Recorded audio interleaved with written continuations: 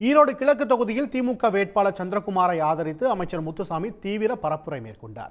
பிப்ரவரி 5ஆம் தேதி நடைபெறவுள்ள இடைத்தேர்தலுக்கான இறுதி வேட்பாளர் பட்டியல் வெளியிடப்பட்டுள்ள நிலையில் ஈரோடு கிழக்கு தொகுதியில் பிரச்சாரம் தீவிரமடைந்துள்ளது.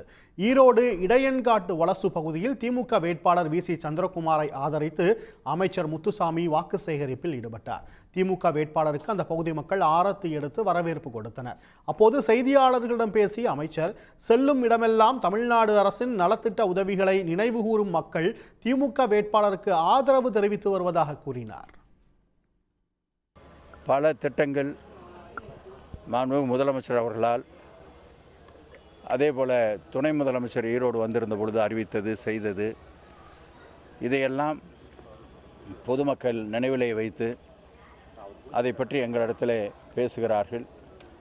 அது எங்களுக்கு மிகப்பெரிய ஒரு ஆதரவை கொடுப்பதாக அமைந்திருக்கிறது.